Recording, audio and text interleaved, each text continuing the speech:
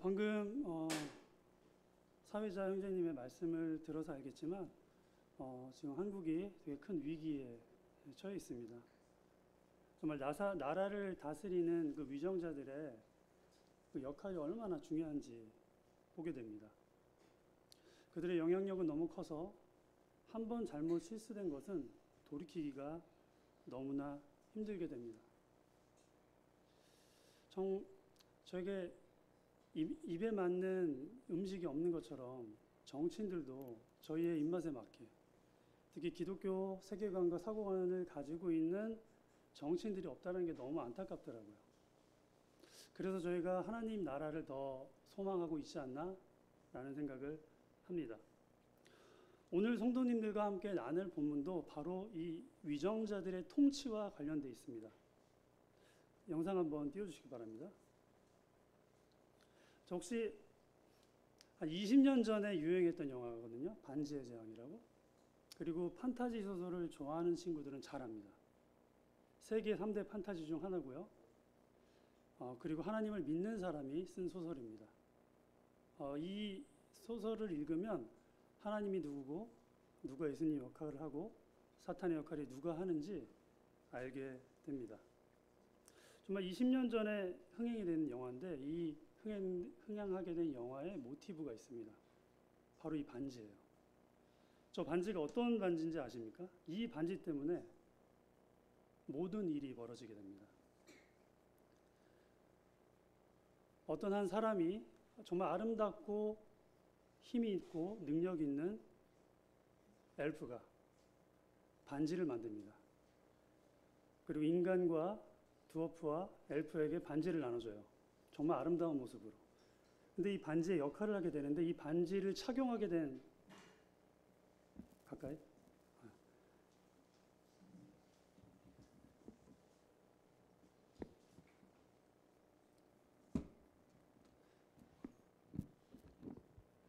이게 높이 맞추는 게 쉽지가 않습니다. 이 반지를 착용하게 되면 장수와 강력한 힘을 줍니다. 그렇기 때문에 이 반지를 받은 인간의 9 왕들은 점점 반지를 더더욱 갈망하게 되고 이 반지가 없으면 살 수가 없게 됩니다. 근데 이때 반지를 착용하고 있는 왕들이 이 반지를 점점 갈망하고 이 반지에 빠져 있을 때 이 사우론이라는 존재, 악의 근원이죠. 사우론이라는 존재가 한 반지를 만들어요. 절대 반지. 여기 그림에 나오는 반지예요.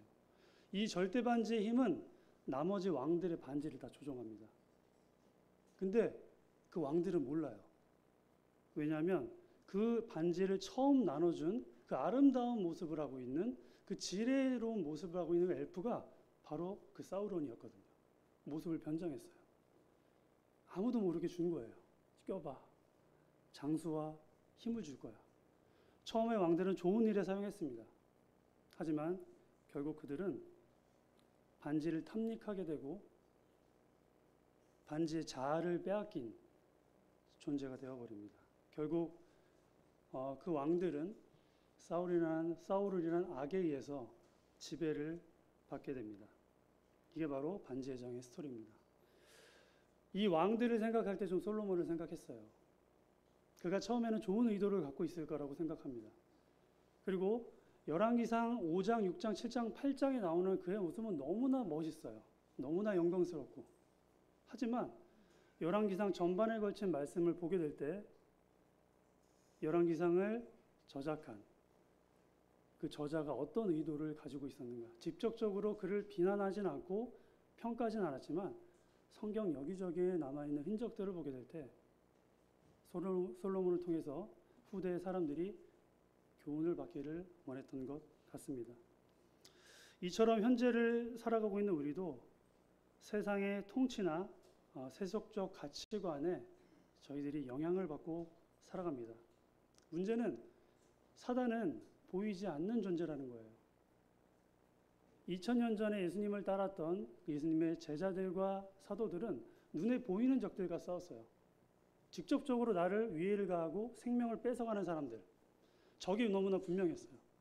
근데 지금은 적이 분명하지 않습니다. 누가 적인지 모르겠어요. 차별금지법도 마찬가지예요. 얼마나 좋아요. 차별을 안 하자는데. 웬만하게 논리를 준비하지 않고서는 그들과 싸워서 이길 수가 없습니다. 전문가한테 맡겨야 되는 상태가 되어버렸습니다. 정말 분별하기 너무 어려워요. 무엇이 옳고 무엇이 그른지. 그렇기 때문에 하나님의 통치가 더 중요한 시대입니다. 오늘 본문의 주제는 우리 안에 이미 있는 것들을 주의함으로 하나님께 나아가자입니다.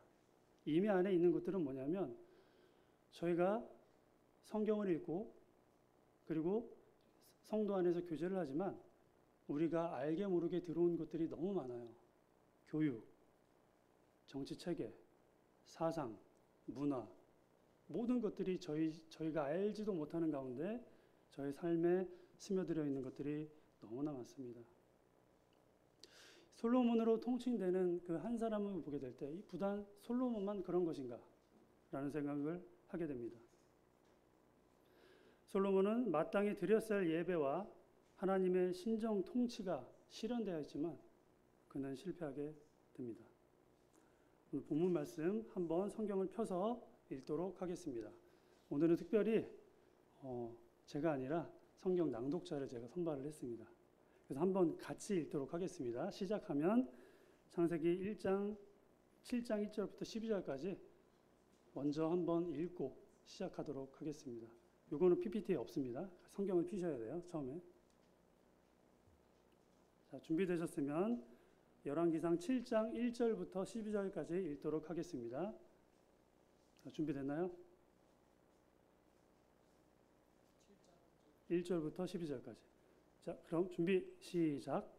솔로몬이 자기의 왕궁을 13년 동안 건축하여 그 전부를 준공하니라. 그가 레바논 나무로 왕궁을 지었으니 길이가 100규빗이요 너비가 50규빗이요 높이가 30규빗이라. 백향목 기둥이 4줄이요 기둥 위에 백향목 들보가 있으며 기둥 위에 있는 들보 45개를 백향목으로 덮었는데 들보는 한 줄에 15이요 또 창틀이 3줄로 있는데 창과 창이 3층으로 서로 마주 대하였고 모든 문과 문설주를 다 큰 나무로 네모지게 만들었는데 창과 창이 3층으로 서로 마주 대하였으며 또 기둥을 세워 주랑을 지었으니 길이가 50규빗이요 너비가 30규빗이며 또 기둥 앞에 한 주랑이 있고 또 그 앞에 기둥과 섬돌이 있으며 또 심판하기 위하여 보좌의 주랑 곧 재판하는 주랑을 짓고 온 마루를 백향목으로 덮었고 솔로몬이 거처할 왕궁은 그 주랑 뒤 다른 뜰에 있으니 그 양식이 동일하며 솔로몬이 또 그가 장가든 바로의 딸을 위하여 집을 지었는데 이 주랑과 같더라. 이 집들은 안팎을 모두 귀하고 다듬은 돌로 지었으니 크기대로 톱으로 켠 것이라. 그 초석에서 처막까지와 외면에서 큰 뜰에 이르기까지 다 그러하니 그 초석은 귀하고 큰 돌 곧 10규빗 되는 돌과 8규빗 되는 돌이라. 그 위에는 크기대로 다듬은 귀한 돌도 있고 백향목도 있으며 또 큰 뜰 주위에는 다듬은 돌 3켜와 백향목 두꺼운 판자 1켜를 놓았으니 마치 여호와의 성전 안뜰과 주랑에 놓은 것 같더라. 네, 본문을 읽어서 성도님들이 아시겠지만 엄청난 규모의 건축이었습니다. 열왕기상의 그 전체 장을 볼 때 성전 건축과 그리고 왕궁 건축의 내장이나 하려한 것은 상당히 많은 부분을 차지하는 것입니다. 열왕기상의 5분의 1을 성전 건축과 예배 왕궁 건축에 할애했다는 것입니다. 출애굽기는 13장을 성막 건설에 할애를 했습니다. 그만큼 이스라엘 민족의 예배드리는 문제는 너무나 중요했고 그리고 하나님의 통치가 있는 것은 너무나 중요한 일이었습니다. 그래서 이 문제를 다루는 것은 많은 장이 하라는 것은 지극히 당연한 일일 것입니다. 왕의 의무가 있었습니다. 그는 하나님을 예배하게끔 준비해야 했고 하나님의 왕궁을 통해서 하나님의 나라의 통치를 실현하고 그리고 주변 이방 민족들로 하여금 하나님을 찬양하게 하는 것이 그의 존재의 목적입니다. 그렇기 때문에 정말 이 엄청난 왕궁과 성전의 건축을 뭐라고 할 수가 없는 것입니다.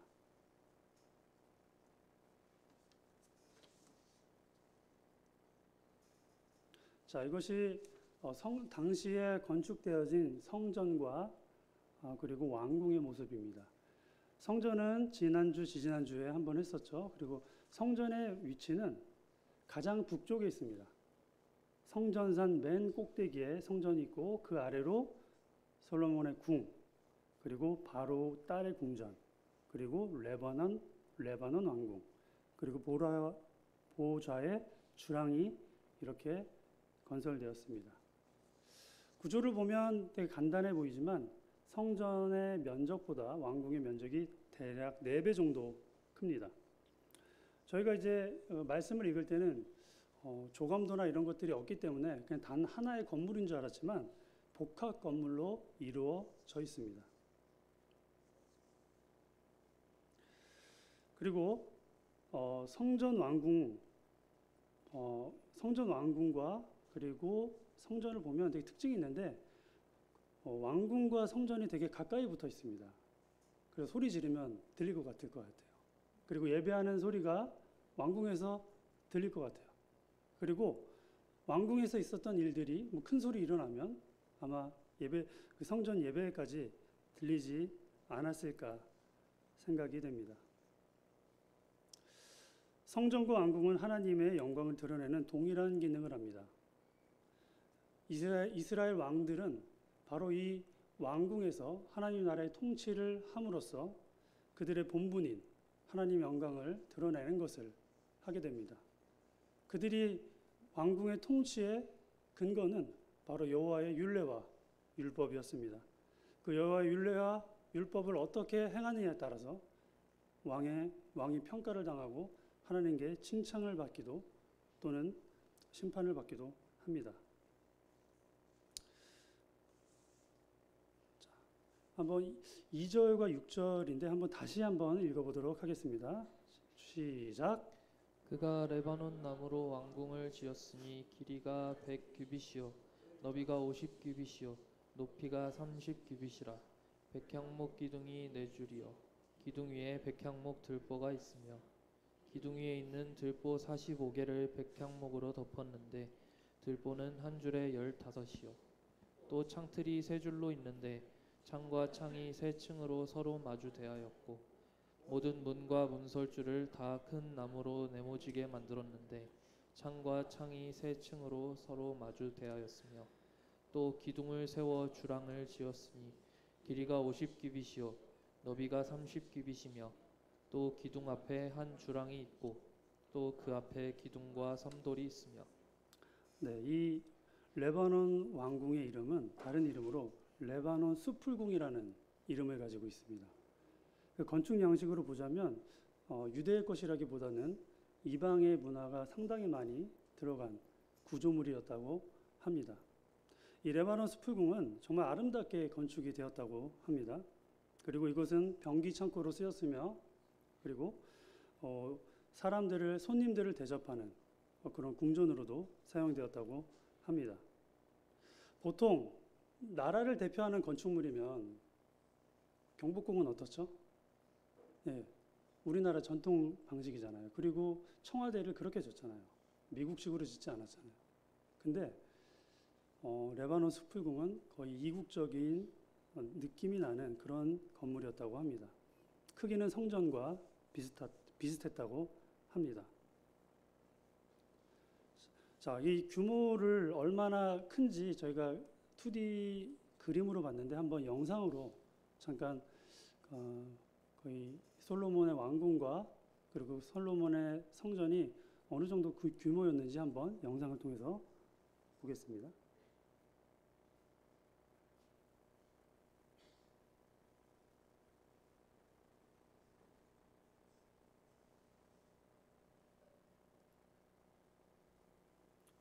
네, 소리는 없지만 한번 보시기 바랍니다.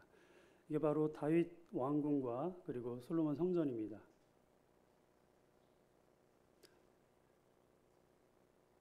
그리고 그 높이는 그 한 100m에서 140m 언덕 위에 지어졌다고 합니다. 지금 봐도 엄청난 규모죠. 그 성전과 왕궁이 아주 가까이 붙어 있는 것을 보게 됩니다. 자, 먼저 이제 레바논 수풀궁으로 들어가게 됩니다.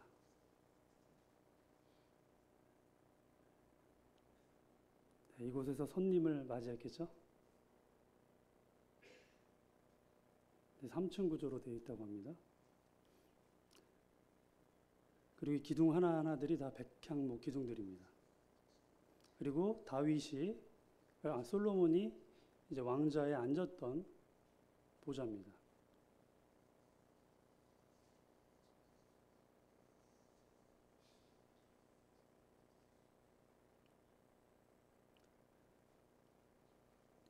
이런 데서 왕 되면 할만할 것 같아요. 자, 이제 왕궁으로 들어가 보도록 하겠습니다. 예, 이 넓은 곳이 왜 필요했을까요? 누가 들어가 살아야 되죠? 1000명의 왕비들. 그리고 특별 공간입니다. 바로 애굽 왕의 딸이 거할 장소가 특별히 따로 마련되어 있습니다. 네, 바로의 딸이죠. 한 가지 특징이 지을 만한 것은 열왕기상에 단 한 번도 바로의 딸을 왕비라고 한 적이 없어요. 그를 계속 그의 딸, 바로의 딸이라고 지칭을 합니다. 네. 상상도이긴 하지만 참 보고 싶기는 해요. 어떻게 지어졌는지.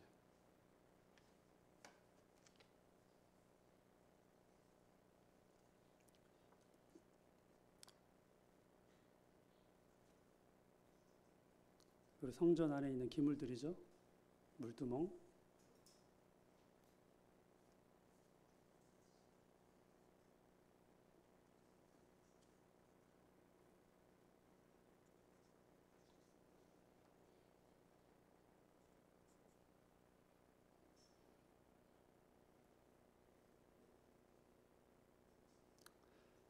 네, 이제 위에서 보는 장면으로 맞춰지게 됩니다. 네.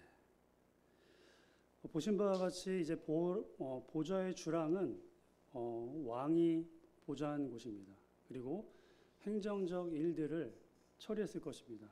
왕과 왕족들이 국가의 정치와 법을 다루면서 왕권을 행사했을 것입니다.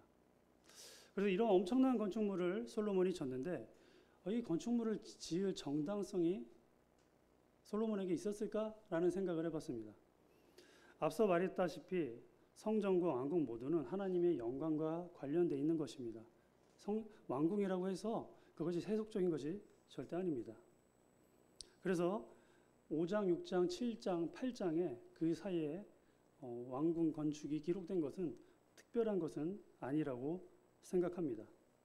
그리고 7장의 장면만, 열왕기상 7장 장면만 봐도 기록자의 특별한 성전, 왕궁 건축에 대한 부정적 견해가 없다는 것을 우리가 생각을 해야 됩니다. 그러나 건축 과정에서 열왕기상 5장에서 8장에 기록된 특징들이 있습니다. 그리고 열왕기상의 전체에 드러난 건축과 관련된 묘사들이 하나의 사건과 연결됩니다. 그것은 바로 르호보암의 반란과 이 건축들이 연결이 됩니다. 아까 말씀드렸지만 저자는 이 왕궁 건축에 대해서 직접 평가하지 않았지만 우리는 충분히 솔로몬의 지혜에 대한 명성 이면에는 그의 무자비한 행위가 자리하고 있음을 앞으로 볼 수 있을 것입니다. 자, 제가 특별한 구조가 있다고 했는데 아마 그 빨간색 블럭과 파란색 블럭이 있는 부분을 제외하고 성경을 읽었을 때 되게 자연스러울 거예요. 왜냐하면 이 부분을 제외하면 성전 건축에 관련된 사건만 기록된 것입니다. 근데 두 부분이 삽입됐다고 여겨집니다. 그게 뭐냐면 갑자기 하나님의 말씀이 등장해요. 이 하나님의 말씀. 하나님의 말씀이 왜 갑자기 등장했는지 보겠습니다. 같이 한번 읽어보겠습니다. 준비 시작. 네가 만일 내 법도를 따르며 내 율례를 행하며 내 모든 계명을 지켜 그대로 행하면 내가 내 아버지 다윗에게 한 말을 내게 확실히 이룰 것이요 내가 또한 이스라엘 자손 가운데 거하며 내 백성 이스라엘을 버리지 아니하리라 하셨더라. 네. 잘 짓고 있는데 갑자기 하나님이 딱 등장하는 거예요. 그리고 만일이라고 이야기하면서 조건을 내 것입니다. 이것은 경고의 말씀이에요. 이 만일이라는 그 접속사에 쓰인 단어는 임이라는 히브리어인데 이것은 조건부, 언약에 반드시 들어가는 단어입니다. 이 말이 들어갈 때는 이렇게 명령을 할 때는 이 말을 듣는 사람은 긴장해야 돼요. 왜냐하면 이 말씀은 조건부 언약이니까. 아마 솔로몬에게 하나님이 너 지금 잘하는 거 맞아? 잠깐 멈춰봐 라고 이야기하려고 했던 게 아닐까요? 그리고 솔로몬의 왕궁 건축이 갑자기 나옵니다. 이것도 상식적으로 좀 이해가 잘 안 가죠. 일반적으로 성전 건축 사건 다 끝내놓고 그 다음에 왕궁 건축 가도 되는데 갑자기 왕궁 건축 이야기가 성전 건축 중간에 나오게 됩니다. 참 특이한 구조예요. 무엇을 말하려고 했던 것일까요? 솔로몬 성전 건축은 아버지 다윗 때부터 준비되었지만 왕궁에 대한 이야기는 다윗이 하지 않았습니다. 지시한 적도 없습니다. 준비한 바도 없습니다. 열왕기상을 읽으면서 굳이 새 왕궁이 필요했을까? 그렇게 어마어마한 규모로 성전보다 더 큰, 그리고 더 오랫동안 건축할 만큼? 사실 다윗이 40년 동안 통치를 했을 때 다윗성이 있었어요. 다윗의 궁전이 있었습니다. 성전산 좀 아래 남부 쪽에 그 멀지 않은 곳에 다윗성이 있었고 거기서 통치 잘하고 있었어요. 그런데 굳이 솔로몬은 새로운 왕궁을 지었습니다. 이 궁전을 짓기 위해서 엄청난 많은 역군을 일으킵니다. 이스라엘 역군만 3만입니다. 이스라엘 사람이 이 성전 건축에 그리고 왕궁 건축에 동원되었습니다. 그리고 이방인으로 구성된 15만 명의 역군들이 건설 현장에 뛰어들었습니다. 정말 대대적인 건설이었을 것입니다. 이런 어마어마한 일을 하기 위해서는 자발적인 노력으로는 아마 감당이 안 됐을 것입니다. 왜냐하면 그 이유가 있어요. 이것은 분명히 강제적으로 행해졌던 노역이었을 것입니다. 자, 이게 바로 그 성전산, 예루살렘 성전과 왕궁이 있었던 곳입니다. 성전산에 바로 예루살렘 성전과 왕궁이 있었을 거죠. 되게 고지대입니다. 아까도 말씀드렸지만 가장 낮은 곳이 땅에서 80m, 가장 높은 곳이 140m예요. 언덕이에요. 근데 이 위에다 건설을 한 거예요. 근데 잘 안 와닿죠? 다행히 제가 토목공학과라. 잘 알아요. 기준기도 없어요. 여러분 저기 백향목이거든요. 이거 9m예요 하나에. 그리고 나무 한 9m짜리 한 통에 500kg예요. 이거 어떻게 됩니까? 그리고 여러분 이거 제가 그린 거거든요. 챗GPT로. 성경에 있는 대로 그려봤습니다. 이게 뭐냐면 건축에 사용된 기초석의 크기가 10규빗이라고 나오거든요. 10규빗이면 쉽게 얘기해서 한 규빗은 50cm라고 보셔도 됩니다. 근데 4m 60이에요. 이게 정사각형으로 잘랐으면 만약에 직사각형이 정사각형이 안 나오거든요. 정사각형으로 잘랐으면 화강암으로 잘랐을 때 250톤 하나에. 그리고 많은 성경학자들이 생각할 때 이게 정사각형은 아니었을 것이다. 너무 무거우니까요. 한 직육면체 모양으로 잘랐을 것이다. 라고 해도 하나에 40톤에서 80톤이에요. 이 돌들과 나무들을 100m 높이 언덕에 올려가지고 건설을 하는 거예요. 그러니까 17만 명씩 필요했죠. 그러니까 20년씩 건설을 해댄 겁니다. 이거를 좋다고 누가 이 돌을 옮기겠습니까? 푼돈 주고 이게 가능할까요? 못할 것 같아요, 저는. 엄청난 고역이었을 것입니다. 원장님들 이제 군역이라고 이제 조선시대 때도 있었던 건데요.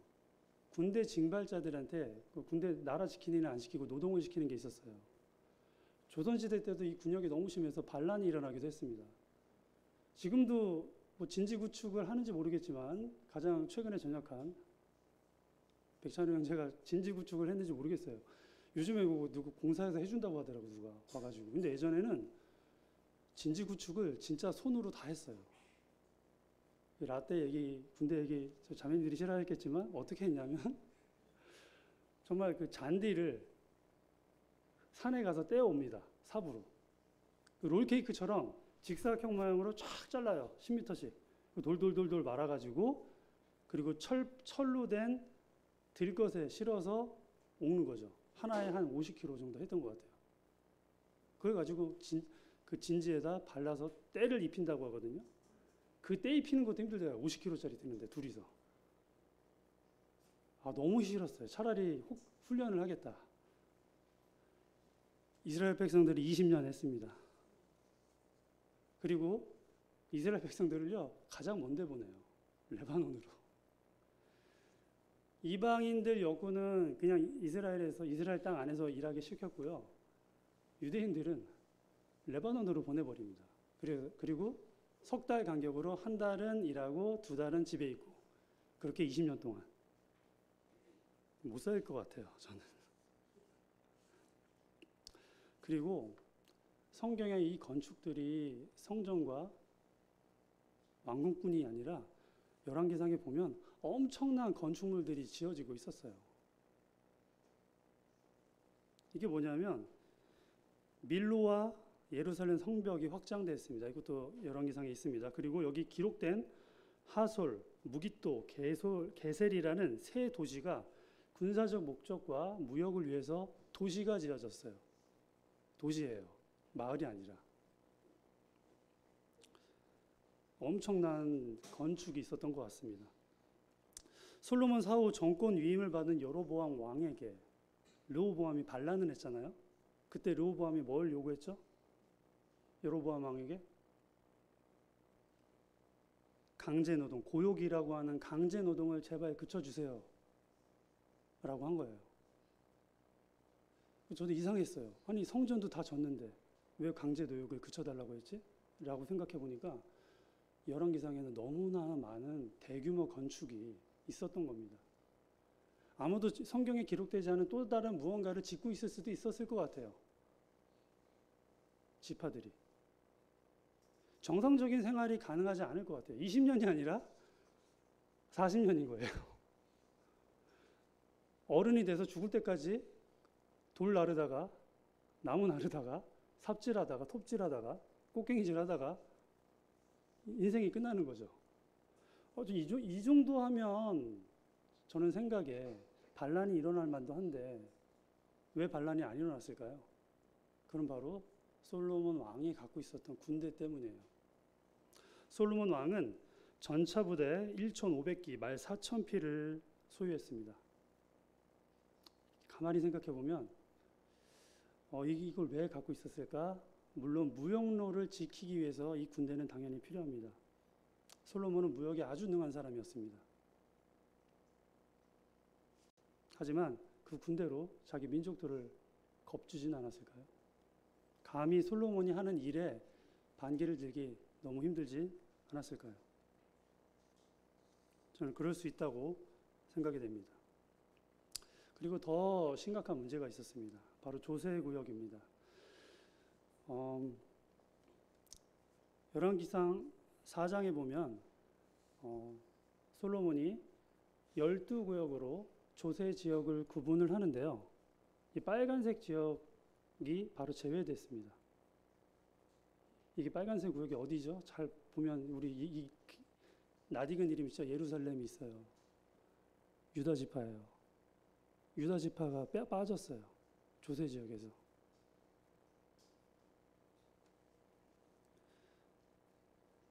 조세가 빠졌다는 건 다른 말로 하면 강제 노역도 빠질 수 있다는 가능성을 포함하고 있습니다. 유다 지파가 빠짐으로써 나머지 지파들이 그 세금을 감당했을 것입니다. 대략 15%에서 20%나 되는 세금까지 얹어서 세금을 내야 됐을 것입니다. 아주 심각한 문제예요. 지금 당장 우리한테 세금 20% 더 내세요라고 하면 아마 정권이 무너질걸요, 바로. 무언가를 열심히 하는 건 좋습니다. 몰입해서 성취하는 것도 되게 중요합니다. 하지만 너무 빨리, 너무 갑자기 그런 일을 행하다 보면 우리가 놓치는 것들이 있게 마련입니다. 솔로몬은 무엇을 돌아보지 못했을까요? 하나님께 바치는 그 성전과 왕궁은 너무나 중요하죠. 하지만 자기 백성들을 다 잃어버렸어요. 자기 백성들에게 너무 고약하게, 너무 매몰차게 그 일을 시킨 것입니다. 국고를 탕진하고 세금을 과도하게 징수하고 그리고 유다 지파만 차별했습니다. 나머지 10지파를 버린 거죠. 레위인들은 세금을 안 냈을 테니까. 40년 동안 이런 일이 있었을까라고 생각하면 과연 솔로몬이 유대인들로부터, 이스라엘 백성으로부터 지지를 받을 수 있었을까 생각을 합니다. 솔로몬은 왜 이렇게 폭주하면서 살았을까요? 가장 강력한 국가를 만들었지만 인애의 정치와 은혜의 정치는 실패했습니다. 말씀 가운데 하나님의 통치를 수행한다는 것은 바로 하나님의 어떤 분인지, 하나님의 성품이 반드시 드러나야 돼요. 근데 이 솔로몬의 정치 안에서는 그런 모습이 보이지가 않습니다. 백성들은 너무 힘든 삶을 살았습니다. 이런 통치자를 보면서 우리가 어떤 통치를 바랍니까? 오늘 하루를 살면서 내가 만나는 사람들에게 나는 어떤 사람이었습니까? 솔로몬 같지는 않았나요? 내가 만나는 사람에게 친절을 베풀거나 하나님의 사랑을 나눠줄 이웃은 없었습니까? 그리고 따뜻한 마음을 전달할 수 있는 그런 친구들, 동료들은 없었습니까? 우리는 너무 내 것만 바라보면서 살다가 내가 해야 될 일만 보고 앞만 보며 살다가 옆에, 뒤에 처진 사람들을 보지 못할 때가 너무 많습니다. 하지만 이 솔로몬의 행동을 보게 될 때 저희가 이제 잠깐 멈춰서야 하는 시간이 필요할 것 같습니다. 교회도 교회 밖도 다 마찬가지입니다. 우리는 혼자 살 수 없는 인간들이에요. 네 사람만 챙기다 보면 솔로몬처럼 돼요. 10지파에게 버림받았잖아요, 그 아들이. 그래서 우리는 세상과는 다른 가치관으로, 다른 친절함으로, 다른 사랑으로 이웃을 사랑해야 됩니다. 10지파들이 이렇게 얘기합니다. 나중에 여로보암이 들었던 말입니다. 다윗이 우리와 무슨 관계가 있느냐? 이새의 아들들에게 받을 유산은 없다. 네, 성전도 필요하면 건축해야죠. 그리고 왕궁 사이즈 작으면 사이즈 확장해야 됩니다. 하지만 솔로몬은 가장 중요한 것들을 잃어버렸습니다. 자기가 무엇을 해야 되는지, 어떻게 하나님의 영광을 드러내야 되는지 잊어버린 사람입니다. 우리는 우리의 통치의 영역이 끼치는 존재들이 있어요. 우리가 왕은 아니지만 직장에서 권위 있는 분이라면, 그리고 가정 안에서 가장이라면, 그리고 자녀들 중에서도 언니, 오빠, 서열이 있을 거예요. 그 가운데서도 하나님을 믿는 사람의 통치를 드러낼 수 있습니다. 친절을 베풀면서, 사랑을 베풀면서, 죄 지은 사람을 용서하면서, 그런 것들을 보게 될 때 믿지 않는 사람들이 하나님의 영광을 칭송하게 되는 것입니다. 전 성도가 지금 연대기 성경 공부를 같이 하고 있습니다. 그리고 본문으로 큐티를 하고 있고요. 저는 이것이 너무 중요하다고 생각해요. 모든 성도가 하나의 말씀을 매일 읽고 묵상해서 주일 성경, 오후 성경 공부에 나누고 그것을 묵상하고 토론하고 교제합니다. 학생회에서도 그렇게 합니다. 학생회에서는 총 5번을 그렇게 해요. 연대기 성경 본문을 가지고 그리고 그 본문을 가지고 가정 예배도 드리고 가정 예배한 본문으로 말씀을 전하고 그 말씀 본문으로 분반을 하고 분반한 말씀이 3번까지 그 같은 동일한 말씀을 가지고 집중적으로 보고 있습니다. 뭔가를 함께 읽고 하나님의 말씀을 본다는 건 되게 중요한 것 같아요. 하나의 대오로 뭔가를 하는 것은 되게 중요합니다. 이 단결된 신앙의 중요성이 있습니다. 이거 보면 이스라엘 백성들이 애굽에서 나올 때 이동하던 방식을 쓴 것입니다. 되게 규모가 있죠. 그래서 저는 되게 궁금했어요. 이스라엘들이 그냥 걸어간 게 아니라 어떤 특정한 진을 짜고 갔다고 해요.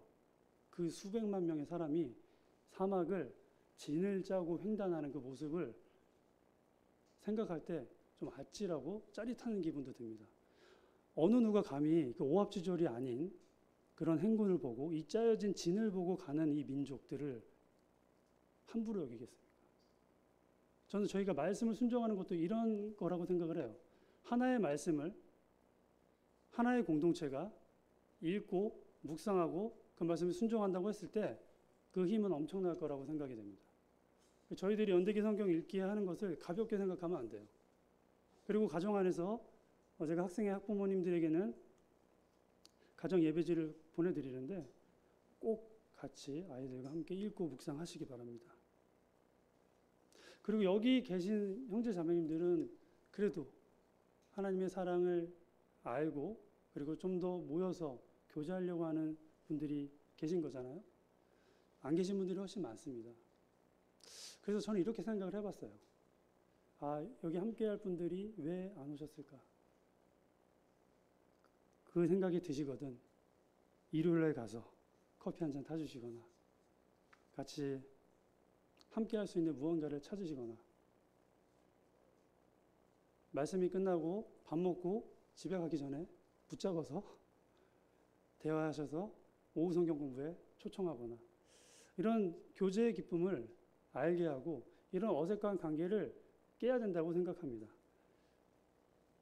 교회든 교회 밖이든 내가 사랑하는 사람들로만 채우게 된다면 진정한 교회의 모습이 아닙니다. 우리는 하나의 대오로 하나의 목소리로 성령의 인도하심으로 그 삶을 살아가야 됩니다. 이 일을 할 수 있는 유일한 존재가 바로 그리스도인이에요.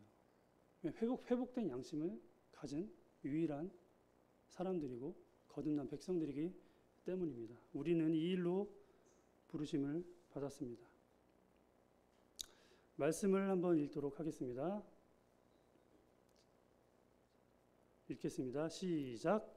솔로몬이 거처할 왕궁은 그 주랑 뒤 다른 뜰에 있으니 그 양식이 동일하며 솔로몬이 또 그가 장가든 바로의 딸을 위하여 집을 지었는데 이 주랑과 같더라. 이 집들은 안팎을 모두 귀하고 다듬은 돌로 지었으니 크기대로 톱으로 켠 것이라. 그 초석에서 처마까지와 외면에서 큰 뜰에 이르기까지 다 그러하니 그 초석은 귀하고 큰 돌 곧 10규빗 되는 돌과 8규빗 되는 돌이라. 그 위에는 크기대로 다듬은 귀한 돌도 있고 백향목도 있으며 또 큰 뜰 주위에는 다듬은 돌 3켜와 백향목 두꺼운 판자 1켜를 놓았으니 마치 여호와의 성전 안뜰과 주랑에 놓은 것 같더라.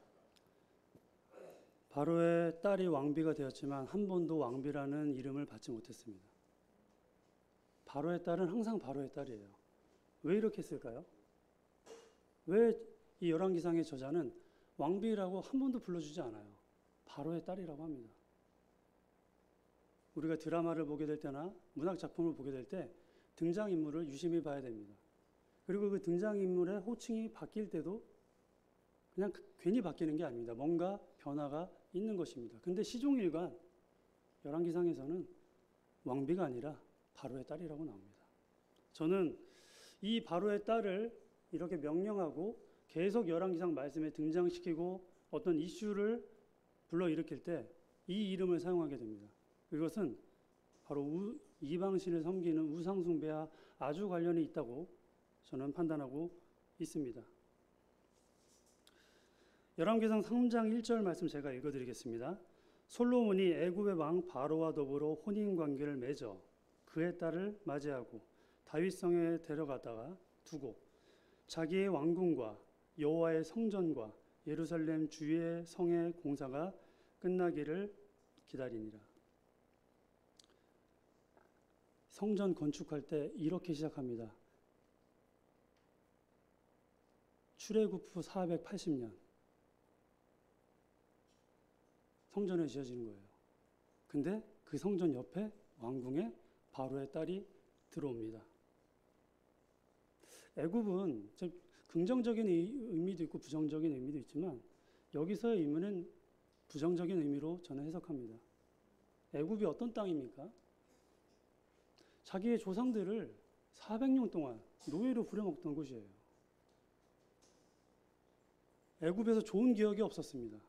고통당하고 멸시당하고 죽임당하고 결국 하나님의 자녀들은 그곳에 있을 수가 없었죠. 예배를 위해서 예배하기 위한 안식 때문에 출애굽을 하게 됩니다. 자기의 조상들은 그렇게 힘들게 투쟁해서 나왔건만 가장 영광스러운 왕 솔로몬은 그 아내를 정략 결혼으로 들여오는데 성전 옆 왕궁입니다.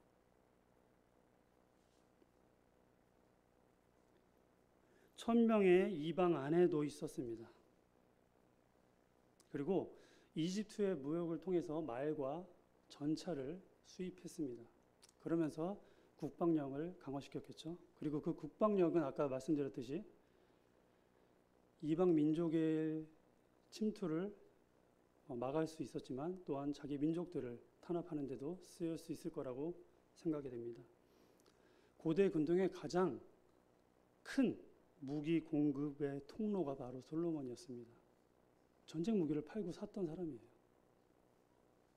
그리고 애굽의 전차와 말은 지금으로 따지면 핵무기와 비슷합니다. 전략 물자예요. 미국에서 우리나라에 안 파는 게 두 가지가 있잖아요. 핵무기, ICBM 그런 거 절대 안 팔죠. 그 F-22라는 비행기도 안 팝니다. 전략 물자예요. 근데 솔로몬에게는 팔더라고요. 그리고 솔로몬은 그걸 가지고 장사를 해요. 엄청난 이득을 취합니다. 그리고 그의 부가 어느 정도였냐면 매년 금 600달란트라는 세금을 자기 백성들에게 걷었다고 합니다. 근데 신기하게 이 방금 말씀드린 솔로몬의 행보를 예언이라도 하듯 신명기 17장 말씀은 이런 얘기를 합니다. 자, 한번 읽어주시겠습니까? 한번 읽어주세요. 시작.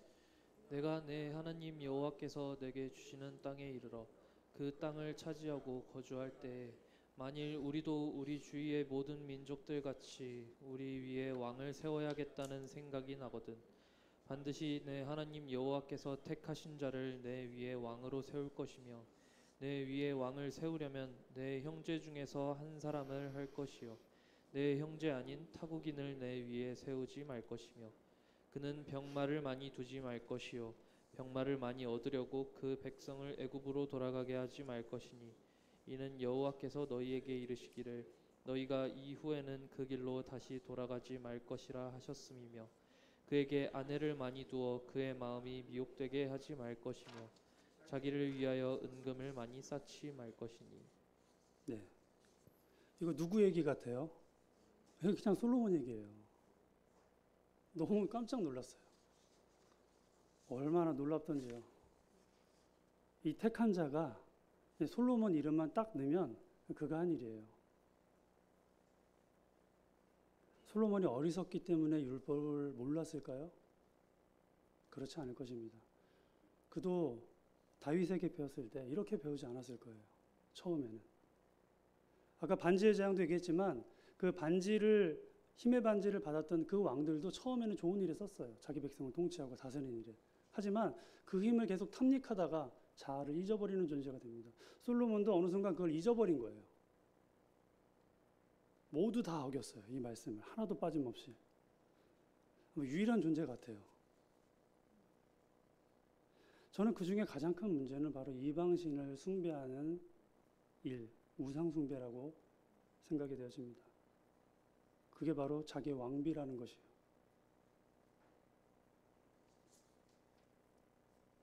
자, 아까도 잠깐 말씀드렸지만 솔로몬 성전과 솔로몬의 왕궁 그리고 바로 왕의 딸의 궁전의 위치를 표시한 겁니다. 그리고 빨간색 표시한 게 있는데 정육면체로 그렸는데 대략적인 지성소의 위치예요. 성전 중에 지성소랑 제일 가까워요. 하필이면. 이러기도 쉽지 않잖아요. 의도적으로 그랬는지. 어떻게 보면 가장 거룩해야 될 곳에 가장 잊지 말아야 될 것이 우리와 함께 있지 않는가 생각을 해봅니다.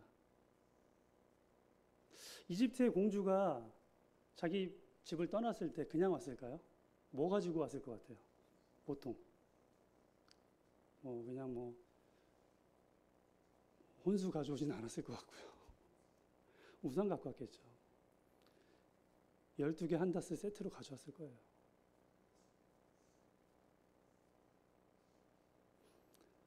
바로왕의 궁전에 세워놓고 아마 그를 경배했을 것입니다. 자기 신들을. 어디서요? 성전 옆에서요. 그리고 다른 열왕기상에 보면 수많은 상당들이 예루살렘 성 주변에 세워지게 됩니다. 이제 아직 한 명이잖아요. 이제 1000명 더 남았거든요.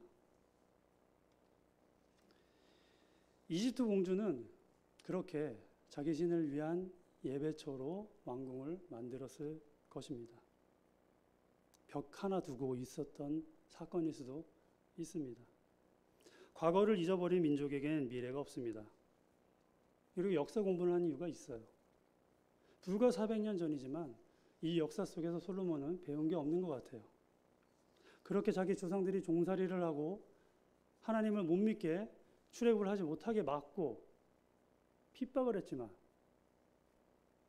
그 역사를 극복하지 못하고 다시 그 거룩한 곳에 우상 숭배의 원흉인 바로의 딸을 드리게 되는 것입니다. 우리의 마음속에는 이런 게 없다고 할 수 있나요?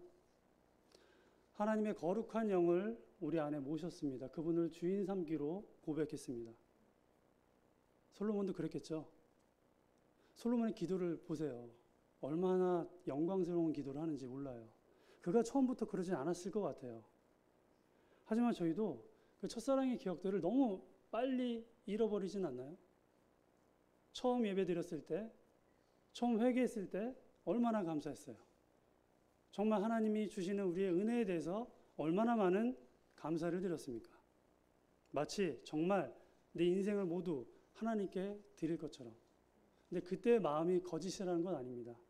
하지만 하나씩 하나씩 빼앗기게 되는 거예요. 세상에서 나도 모르게 조금씩 잠식되어가는 무언가가 있습니다. 그래서 우리는 잠시 서야 돼. 서서 좌우를 살피고 뒤를 돌아보면서 내가 무엇을 놓친 게 있지 않는가 생각을 해봐야 됩니다. 성전을 위에서 찍은 사진입니다. 성전과 솔로몬 왕궁이 아주 가까이 있죠. 자, 이 빨간색 화살 표시는 바로 예배자들이 출입을 했을 거라고 예상하는 경로입니다. 예루살렘에 있는 이스라엘에 있는 모든 성인 남자는 1년에 3번 성전 예배를 드려야 됐습니다. 이것은 그들의 율법이었습니다. 자, 이제 제가 이렇게 많이 말씀드렸으니까 상상을 한번 해보시죠. 이 예배자들이 전 세계 또는 이스라엘 전역에 흩어져 있을 때 예배를 하러 왔을 때 뭘 봤을까요? 그들이 뭘 보게 됐을까요? 이미 1000명의 후궁들이 솔로몬 왕궁에 들어왔습니다. 그리고 열왕기상 후반에 보면 그 많은 그 이방의 후궁들이 그 예루살렘 성 주변에다 엄청나게 많은 산당들을 지어요. 이 우상 숭배를. 이미 이들은 예루살렘에서 성전 예배를 드리기 전에 뭘부터 보냐면 이방인의 산당, 이방신을 섬기는 산당 보고 들어오는 거예요. 이게 예루살렘인지 성전에 있는 건지 몰랐을 거예요. 수많은 1000명의 후궁들이 만든 산당이니까 한 명 만들어주면 1번부터 10번까지만 만들어준다. 이거 없잖아요. 아내들이 가만히 있었겠어요? 솔로몬 쪼르면서 나도 하다 보면 1000개 쓰는 거죠. 기록되어 있지는 않지만 엄청나게 많은 상단들이 예루살렘 성전 주변을 포위해 가면서 있었을 거라고 생각합니다. 예, 우리 이방신전 아울렛이라고 정했어요. 1000명의 이방신전들이, 우상들이 성전 아래에 있었습니다.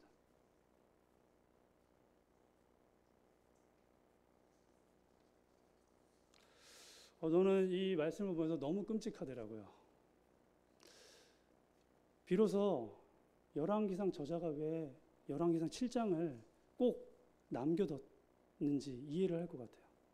그냥 왕궁을 지었더라라고 하면 될 일을 이렇게 자세히 굳이 써놓을 필요가 없거든요. 근데 자세히 보니까 이미 성전이 지어질 그 당시에, 성전이 이어질 그 당시에 이런 엄청난 우상 숭배가 솔로몬 성전과 함께 했다는 것입니다. 이게 꼭 남의 일 같지 않잖아요. 저희들도 남모를 우상 한두 개씩 갖고 있지 않으신가요?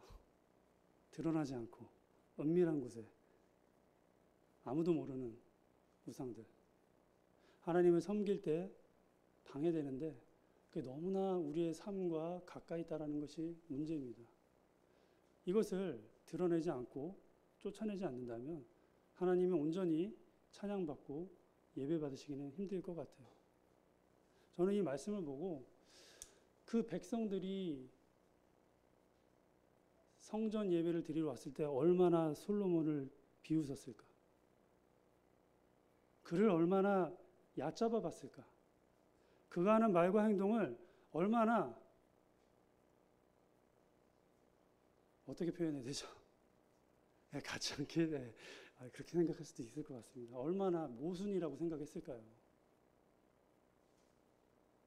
근데 가만히 생각해 보니까 이게 저의 모습일 수 있겠다는 생각이 들었습니다.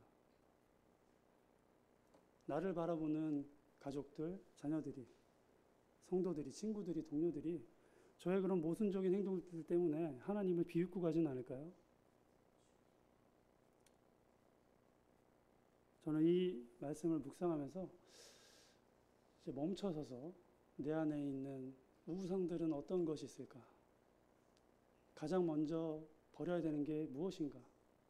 한번 생각해 보면 좋겠습니다. 한번 10초만 생각을 해볼게요. 잠깐. 내 안에 우상이 뭐가 있는지 한번 10초만 잠깐 생각해 보시죠.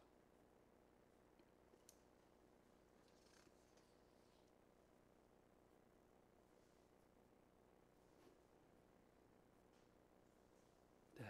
떠오르시나요? 내 안에 우상이 뭔지 모르겠는 분은 제가 알려드릴게요. 거의 99.9% 맞던데. 네, 알려드리겠습니다. 첫 번째, 내가 가장 돈을 많이 쓰는 곳, 가장 많이 시간을 들이는 곳, 가장 많이 오래 들고 있는 것. 요거면 99.9%라고요. 혹시 여기 벗어나지 않아요. 이 세 가지 속에 있어요.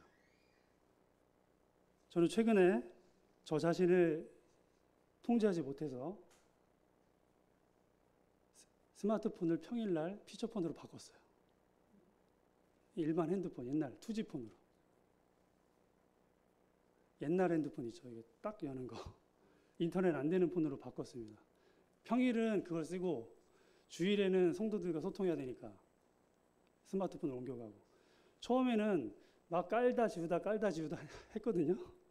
근데 계속 어플이 늘어나요. 이상한 어플들이. 시간만 지나면 부활을 해요. 어플들이. 제가 한 거겠죠. 통제가 안 되더라고요. 그래서 아내가 먼저 권유해줬고요. 그 다음에 제가 나는 이게 필요한 사람이구나, 이게 있어야 되겠구나 라고 해서 최근에 평일날은 스마트폰을 안 씁니다.